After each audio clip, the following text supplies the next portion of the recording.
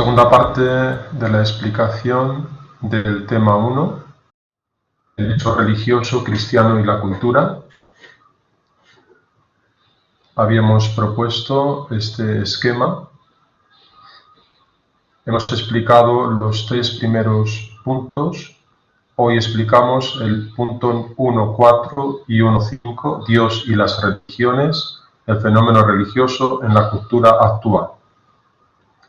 Comenzamos la explicación de este apartado, Dios y las religiones, en el que vamos a intentar explicar cómo Dios ocupa el lugar central en las religiones y que por lo tanto tenemos que hacer una distinción básica en las religiones como instituciones y en las creencias como vivencias que tienen en la percepción de Dios y en la vivencia religante con Él, el núcleo esencial de su fe. Hablar del fenómeno religioso, por lo tanto, implica hacer referencia a la idea de Dios, a la que podemos definir como divinidad o nombrarla como el absoluto, el totalmente otro e independiente, la trascendencia o sin más el misterio sagrado. Con estas denominaciones, con estos términos, se designa en las diferentes religiones lo que nombramos con el término Dios. Dios ocuparía, por lo tanto, el núcleo central en las religiones. Hay un autor francés, Jacques Derrida, que habla de la religión como una especie de elipse con 2 focos. Uno de los focos es la institución, lo que decíamos antes, los componentes de la institución, las funciones, las mediaciones, los códigos, etcétera, etcétera. Y el otro foco que se refiere a lo que él llama lo indemne, lo puro, lo santo, lo sagrado, el misterio de Dios. Pues bien, con todos esos términos anteriormente descritos, nosotros nombramos esa realidad que denominamos Dios. La denominación de Dios hace referencia con ese término a lo que podemos clasificar como fuente de energía y de vida, que ejerce una influencia eficaz sobre la existencia de las personas, del ser humano, y esa influencia alcanza y se extiende también a la propia historia que gobierna.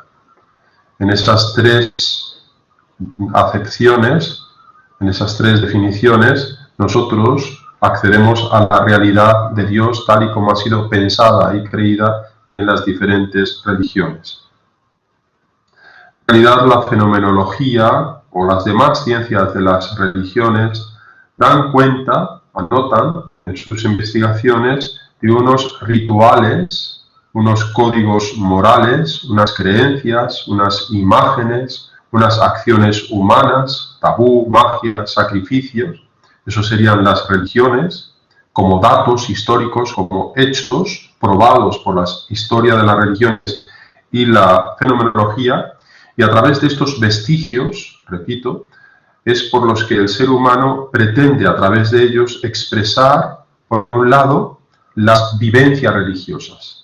Esas vivencias religiosas que podemos caracterizar como la experiencia de la propia finitud, de la contingencia, por un lado, la experiencia propia de las limitaciones humanas y por otro lado la presencia de lo totalmente trascendente, distinto al ser humano y a uno mismo. Por lo tanto, las religiones, parte izquierda, en esas plasmaciones históricas, sociales, rituales, serían expresiones de unas vivencias profundas del ser humano en la que el ser humano constata, por un lado, su propia finitud y por otro, la presencia de algo totalmente trascendente y distinto a él. Por lo tanto, hablamos de un misterio sagrado que está más allá del hombre mismo, de lo cotidiano, de lo profano. La diferencia fundamental que establecen las religiones y el núcleo fundamental de la vivencia religiosa consiste en esta constatación, en esta división entre lo sagrado, por un lado, trascendente, ilimitado, absoluto, Dios, y lo profano, contingente, limitado, la caducidad de la propia existencia humana, la diferencia entre lo sagrado y lo profano. En realidad, el dato de la religión y fundamentalmente la vivencia de Dios es un dato constatado en la historia de las religiones. La idea o la palabra Dios ha sido un continuum en la conciencia humana. Parece ser que incluso cuando el lenguaje indoeuropeo no disponía aún de ningún término para designar ni la religión misma, ni el culto, ni el sacerdote, ni siquiera ninguno de los dioses personales, todo el lenguaje se reagrupaba en la noción misma de Dios, Deivos, cuyo sentido hay que entenderlo como lo luminoso y celeste, según este gran filólogo e historiador, lingüista Émile Benveniste. La palabra Dios, por lo tanto, existe, pero tan insegura para nuestra cultura, tan enigmática como un rostro que se ha vuelto ciego, en expresión de Martin Buber. Hoy suena este término Dios como un nombre propio más, escondiéndolo significado por medio de esa especie, dice él, de protopalabra. Y la pregunta que ahora nos hacemos es si esta palabra, esta realidad que nombra el término Dios, tiene futuro o desaparecerá un día de nuestro horizonte cultural, como ya pronosticara Karl Marx. Si nos tomamos en serio esta hipótesis de futuro, es decir, que la religión y Dios desaparecerían, tal vez el hombre quedaría definitivamente atascado en el mundo y en sí mismo, porque lo que hace esta palabra, Dios, es situarnos ante el todo de la realidad, ante el todo uno de nuestra existencia como tal. Estoy introduciendo una meditación de un gran teólogo, Karl Rahner, que hace una meditación sobre la palabra Dios. En esta meditación lo que él se pregunta es ¿qué pasaría si Dios, el término Dios, la palabra Dios con la que contamos, y ya este hecho ya es para ser tenido en cuenta, desapareciera algún día? Lo que él dice es que con esta palabra, sin la palabra Dios, el hombre dejaría de ser un hombre, al menos tal y como lo conocemos.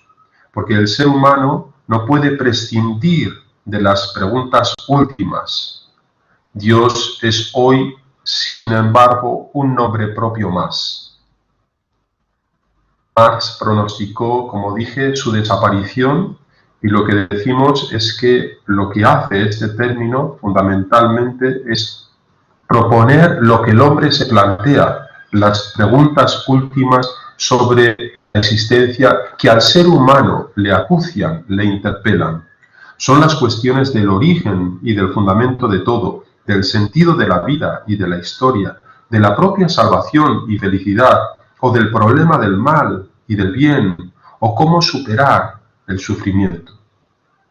Precisemos que la auténtica palabra Dios, de alguna manera, nos viene impuesta, representando esa posibilidad de encontrarnos, como vengo diciendo, ante el todo, ante nuestra totalidad y la totalidad del mundo, como propone el teólogo Karl Rahner. Pasamos al siguiente y último apartado de la primera lección, el fenómeno religioso en la cultura actual, y voy a proponer de una manera muy filosófica algunas claves de lectura. Vamos a empezar distinguiendo tres momentos en la comprensión actual del fenómeno religioso. Esos tres momentos son los que aparecen en esta diapositiva: modernidad, posmodernidad, postsecularidad. Voy a brevemente hacer un recorrido por cada uno de ellos, intentando clarificar lo que cada uno de esos términos introduce como concepto. Empezamos con el término de modernidad. Cuando hablamos de modernidad, nos estamos refiriendo fundamentalmente a ese sistema de valores ideológicos, antropológicos y sociales que han sido desplegados en el mundo occidental desde el siglo XVIII, lo que llamamos la Ilustración, y que perduran hasta el siglo XX. Las características esenciales de este periodo que llamamos modernidad son la de la secularización. Entendamos este término que es importante en la descripción. Secularización significa que todo lo religioso pasa a la sociedad civil, en este caso a la sociedad secular o Estado. Se puede también caracterizar el periodo de la modernidad como un periodo de desencantamiento del mundo. Es una expresión del sociólogo alemán Max Weber. El mundo está encantado, es decir, hay magia. La magia proviene de las religiones. Quitemos la magia de este mundo, desencantamiento, por lo tanto, del mundo. Este periodo de la modernidad está presidido por la fe en la idea de progreso, es decir, en el avance progresivo de la humanidad hacia una cima o una meta de mayor civilización. Introduce el concepto de razón científico-técnica, donde es la ciencia la que toma el relevo en la cultura que ha dejado la tradición, y desarrolla las ideas fundamentales de la tolerancia y de la libertad de conciencia. Nos interesa centrarnos en las repercusiones que estas características y este periodo tiene para lo religioso. Y la modernidad ha supuesto, por una parte, la irrelevancia, la marginación del fenómeno religioso, superado por la ciencia, la pluralidad, la introducción de pluralidad de sentidos y visiones del mundo frente a una visión unilateral, la propia de la religión, y en Occidente la del cristianismo, el anuncio de la muerte de Dios y de la desaparición de la religión, y por lo tanto la salida también de la relevancia de la religión en la sociedad. Esto caracterizaría este tiempo que hemos llamado de la modernidad. Nosotros somos hijos de esa modernidad, aunque estamos viviendo, y este es el tema de nuestro apartado, un tiempo en la actualidad distinto. Hablamos también de la posmodernidad. La posmodernidad hemos de entenderla como la reacción contra algunos de los anteriores presupuestos modernos. Está planteada, por lo tanto, desde el desencanto y la frustración que ha producido la modernidad. Y tenemos incluso antecedentes en el romanticismo. El romanticismo sería la antesala de esta reacción contra la modernidad que nombramos con el término posmodernidad. ¿Cuáles son, igual que hacíamos antes, las características esenciales de la posmodernidad? Fundamentalmente, dar por acabada, por finalizada, la idea de progreso y de la historia que antes había presidido el anterior periodo. Supone también el final de la ética y del sentido. Supone también la introducción del individualismo y, algo fundamental en el romanticismo y en la posmodernidad, la acentuación del sentimiento frente a la razón científico-técnica. Supone, por último, y esto es una característica esencial, un pensamiento débil, fragmentario. Expliquemos esto brevemente. La modernidad se caracterizaba por una razón fuerte. La idea de progreso marcaba la dirección. La humanidad caminaba en su progreso, ascendía hacia niveles de mayor civilización apoyada en la ciencia. Por lo tanto, una razón fuerte y un optimismo antropológico.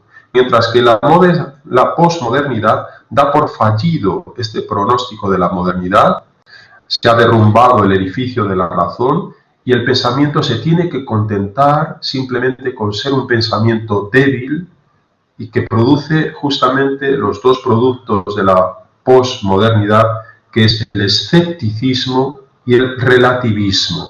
Si no hay un pensamiento fuerte, capaz de explicar globalmente la realidad, nos contentamos con un pensamiento débil, el de la particularidad de cada cultura, y eso es justamente lo que nombramos con el término del relativismo.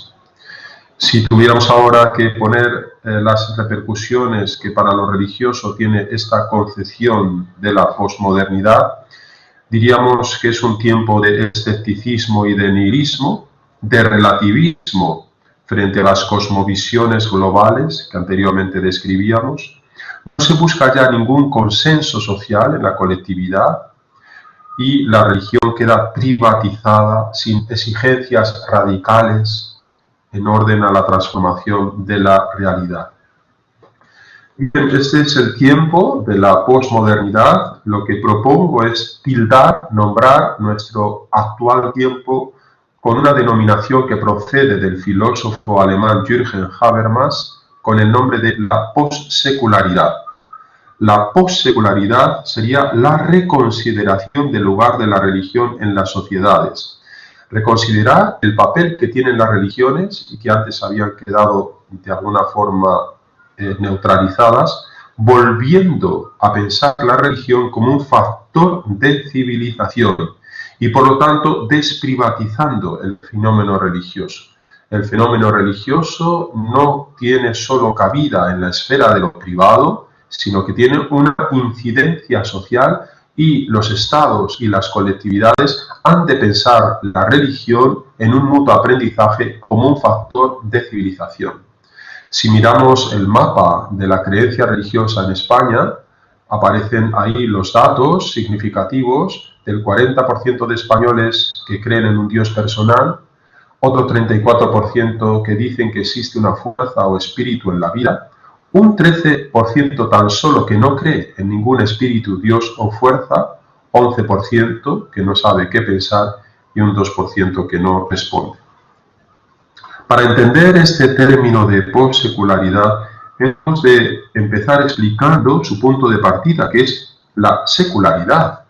La possecularidad no es lo que sucede o lo que viene después de la secularidad. Tiene en cuenta la secularidad, pero dice que vivimos en un momento distinto al que introdujo la secularidad moderna. El fenómeno de la secularidad se comprende desde las raíces cristianas, porque son estas raíces las que lo han posibilitado, y esas raíces son la creencia en un Dios trascendente, la proposición de un mundo independiente, que es lo que ha dado lugar al auge de la ciencia, y la consideración de un hombre autónomo y moralmente responsable. Estas raíces, que son eminentemente cristianas, porque el cristianismo es el que piensa como monoteísmo en un Dios trascendente, en un mundo que ha sido creado por Dios pero dejado a su plena autonomía y en una consideración del hombre moralmente autónomo, responsable, por lo tanto, de su actuación libre. Esas raíces, que son, repito, cristianas, son las que han provocado la secularización moderna, es decir, la independización de la religión y de los estados. Esta secularización, este desencantamiento del mundo en la proposición de Max Weber, repito, tiene una raíz cristiana y es la que ha provocado la secularización moderna, que nos lleva a la propuesta actual, por ejemplo, de un filósofo francés, Marcel Gauchet, la propuesta de la salida de la religión. Esta salida de la religión de las sociedades sería, repito, el resultado final de la crítica religiosa que se ha llevado a cabo en los 3 siglos pasados. Esa crítica a lo religioso supone, se puede resumir, si queréis, en las 3 ideas siguientes. Dios es una hipótesis innecesaria, según el astrónomo Laplace. Dios ha muerto, o al menos permanece en eclipse, según la frase de Nietzsche. Dios guarda silencio y tenemos las experiencias de Auschwitz y el mal. Con estas 3 ideas podemos resumir fundamentalmente el resultado final de la secularización. Expliquémosla brevemente. La primera, Dios es una hipótesis necesaria, cuenta la anécdota histórica verídica de la propuesta de Laplace al emperador Napoleón cuando le lleva para que lea sus 2 tomos sobre la revolución de las órbitas celestes. Y el emperador Napoleón le responde a Laplace, la lectura ya ha supuesto un gran deleite, pero que no ha reconocido en ninguna de sus páginas la presencia del término Dios. Y es cuando recibe la contestación que ahí aparece de Laplace diciendo: Señor, no he necesitado de tal hipótesis. Efectivamente, por lo tanto, la ciencia es uno de estos resúmenes de la secularización, desplaza a la religión. no se necesita la hipótesis de Dios para explicar las órbitas celestes. Dios, por lo tanto, segundo paso, Nietzsche, hemos darlo por muerto. El final, no tanto de las religiones, sino de la creencia fundamental en lo que ha sido la tradición occidental de la filosofía y la religión cristiana, que para Nietzsche es una antigualla, una moral del resentimiento. Y por último, un vector sobresaliente en este precipitado de la cultura actual es el problema que se introdujo en la Shoah, en Auschwitz, el problema de la barbarie y del mal y del silencio del Dios ante el sufrimiento humano. Estas tres consideraciones son las que han dado lugar, a su vez, a otras tres tipos de ideologías. Por un lado, la ciencia, significada en esa anécdota de Laplace, da lugar al positivismo. El positivismo es esa doctrina donde la ciencia cuenta como el único sentido y desplaza al anterior estadio de la religión, y ahí tenéis al autor sobresaliente del positivismo, Comte. La otra ideología es el humanismo o el marxismo, humanismo-marxismo, donde el hombre aparece como el único fin, y tenéis a dos autores, a Feuerbach y a Marx. De nuevo se prescinde de la hipótesis Dios, esta vez ya no por la ciencia, sino por la propia felicidad del hombre. Hemos de dar por finalizada la época de la religión y la hipótesis Dios, porque Dios y la religión son un opio para el pueblo, una proyección, dice Feuerbach, de lo que en realidad nosotros somos. Y la última ideología, la de Nietzsche, sería el nihilismo. Nihilismo, la palabra nihilismo, nihil, es nada, es la ausencia, el vacío, la pérdida de valores y de sus bases, y el autor sobresaliente sería Nietzsche. Disculpad por la abstracción de este tema, pero son importantes estas ideas para intentar, de alguna forma, acercarnos al periodo actual que nosotros atravesamos y a la incidencia de lo religioso que tiene en él. Este periodo hemos dado por finalizado. Nosotros hablamos ahora mismo de un momento de la possecularidad, donde las ideas centrales de la posmodernidad, que antes habíamos definido como nihilismo, muerte de Dios y en última instancia desaparición del hombre, la iniciativa de Nietzsche del sobrehombre, el transhombre, el Übermensch. Esto supone en la propia modernidad el final del dominio de las religiones, la supresión de esa antigualla que es el cristianismo, donde la ciencia elimina a Dios, por lo tanto la muerte de Dios, y la introducción del nihilismo, lo que hemos denominado anteriormente la muerte del hombre. Introduzco ahora a este gran autor, Nietzsche, un renovador realmente del cristianismo, no un destructor del mismo, sino un renovador del mismo. La tarea que os he propuesto es analizar esa lectura del aforismo 125 de la obra de Nietzsche, La Gaia Ciencia, donde se habla, el epígrafe de este aforismo es el loco que anuncia la muerte de Dios. Y se trata de establecer una tarea, un trabajo que profundice justamente en este anuncio de la muerte de Dios, en el que nosotros hemos resumido, condensado el momento en el que vivimos. Para entender la posición de Nietzsche, hemos de partir fundamentalmente de su filosofía y de la situación, el contexto en el que él ha propuesto el anuncio de la muerte de Dios. Como os decía y repito otra vez las ideas, el momento en el que Nietzsche escribe ese aforismo es el que da por sentado el final del dominio de las religiones, la supresión de lo que él mismo llama la antigualla del cristianismo, con esa moral que destila esta religión, que es la moral del resentimiento, y una ciencia que elimina a Dios como hipótesis. Estas tres ideas son las que dan lugar a la propuesta de la muerte de Dios, que equivale a la propuesta de un nihilismo, donde ya no hay valores, es decir, el lugar que ocupaba Dios debe ser dejado en vacío, eso es nihilismo, y que supone en última instancia, como muchos pensadores han dicho, la muerte del hombre. No significa la desaparición de la especie, la muerte, el concepto muerte de hombre significa sobrepasar el humanismo filosófico cristiano para introducirnos en un concepto de hombre nuevo. Eso es el superhombre en Nietzsche.